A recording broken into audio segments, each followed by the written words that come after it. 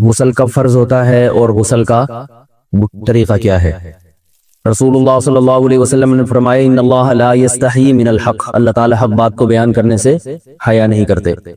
تو غسل کے جو مسائل ہیں ان میں بھی بعض دفعہ کچھ ایسی باتیں آتی ہیں جو بظاہر حیا کے خلاف ہیں، لیکن علم کی ایک بات ہے، سیکھنے اور سکھانے میں حیا اگر کریں گے تو پھر ظاہر ہے ساری زندگی جاہل ہی رہے گا انسان۔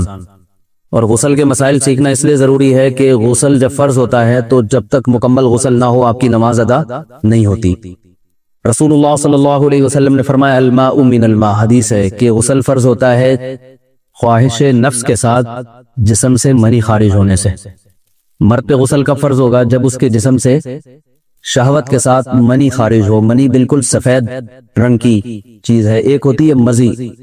شہوت پیدا ہونے سے اگر کسی کے مرد یا عورت کے صرف رطوبت خارج ہونا شروع ہو گئی، اس سے غسل فرض نہیں ہوتا۔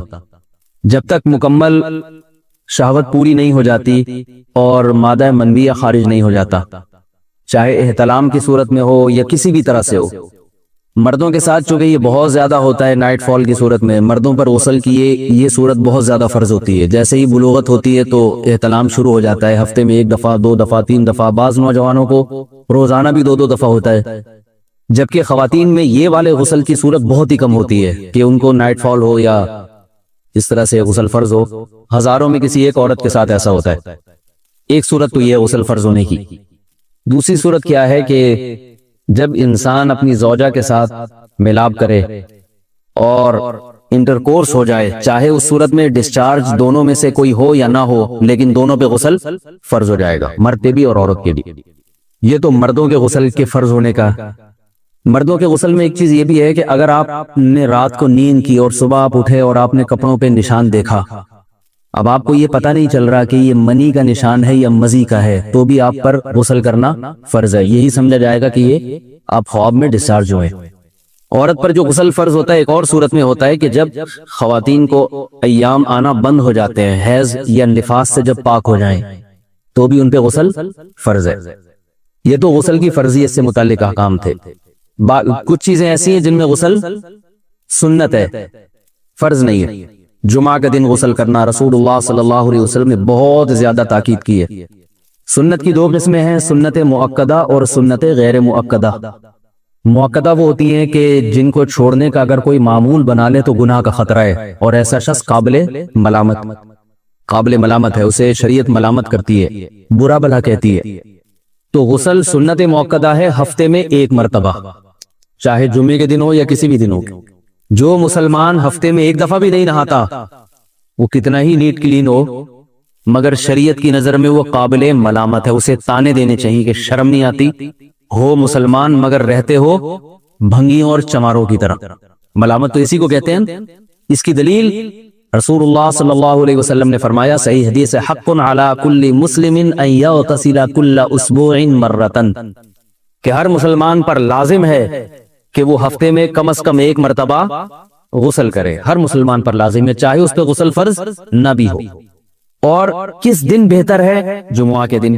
نبی صلی اللہ علیہ وسلم نے حکم دیا ہے کہ جمعے کے دن غسل کیا جائے۔ امام احمد ابن حنبل کا مذہب یہ ہے کہ جمعے کے دن غسل کرنا واجب ہے، صرف سنت نہیں ہے بلکہ واجب ہے، لیکن جمہور کا مذہب یہ ہے کہ سنت عمل ہے۔ غیر مسلم جب اسلام قبول کرتا ہے تو اس وقت بھی اس کے لیے غسل کرنا سنت ہے۔ جب ہم مردے کو نہلاتے ہیں تو جو مردے کو نہلائے اس کے لیے بھی خود غسل کرنا افضل ہے، سنت عمل ہے۔ عید کے دن غسل کرنا سنت عمل ہے۔ تو یہ وہ تمام مواقع ہیں جن میں غسل کرنا رسول اللہ صلی اللہ علیہ وسلم کی سنت ہے۔ غسل کا طریقہ کیا ہے؟ غسل میں 3 چیزیں فرض ہیں۔ منہ بھر کے کلی کرنا، ناک میں پانی ڈالنا کہ ناک کی جو نرم جگہ ہے یہ اچھی طرح تر ہو جائے، اور پورے جسم پہ 1 مرتبہ پانی بہا دینا کہ جسم میں بال کے برابر جگہ بھی خشک نہ رہے۔ یہ تو ہے فرض، یعنی یہ کام کسی نے کسی بھی طرح سے کر لیا تو غسل ادا ہو جائے گا، چاہے اس کی نیت غسل کی تھی یا نہیں تھی۔ کوئی آدمی چلتا ہوا جا رہا ہے، پھسل کے تالاب میں گر گیا، پورے غوطے کھا کے باہر نکلا، کلی کر لے اور ناک میں پانی ڈال لے تو غسل اس کا ادا ہو جائے گا۔ البتہ چونکہ نیت نہیں تھی لہذا غسل کا ثواب نہیں ملے گا، ثواب نیت کے بغیر نہیں ملتا انسان۔ دلائل اس کے الگ موضوع ہے کہ اس کی دلیل کیا ہے کہ بغیر نیت کے بھی غسل ہو جاتا ہے، لیکن میں نے بتایا دلائل کا سیشن نہیں ہے، اس میں پھر بات لمبی ہو جائے گی. تو یہ تو ہے فرض، پورے جسم پہ پانی بہانا کلی اور ناک میں پانی.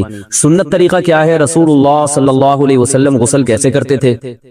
سنت طریقہ جس پہ جو اختیار کرنا چاہیے وہ طریقہ یہ ہے کہ جب آپ غسل کے لیے بیٹھیں تو سب سے پہلے وہ جگہ دھوئیں جہاں نجاست اور ناپاکی لگی ہوئی ہے. نائٹ فال ہوا، کسی کو احتلام ہوا، تو جہاں جہاں گندگی لگی ہے پہلے اس جگہ کو دھوئیں. استنجا کریں، شرمگاہ کو دھوئیں اچھی طرح. سمجھ رہے ہیں بات؟ اس کے بعد ہاتھ دھوئیں اور مکمل وضو کریں، جیسے ہم عام حالات میں وضو کرتے ہیں. مکمل وضو کرنے کے بعد دائیں کندھے پہ پانی ڈالا، لیفٹ سائڈ پہ پانی ڈالا. پہلے زمانے میں تو چلو سے غسل ہوتا تھا، ہاتھ دھو لیے تو اب چلو سے پانی لے کے یہاں ڈالا جا رہا ہے، چلو سے پانی لے کے یہاں ڈالا جا رہا ہے، پورے جسم پہ ملا جا رہا ہے، اور چلو سے پانی لے کے 3 دفعہ سر پہ ڈالا جا رہا ہے. تو آج کل چلو الو تو ہے نہیں، شاور کے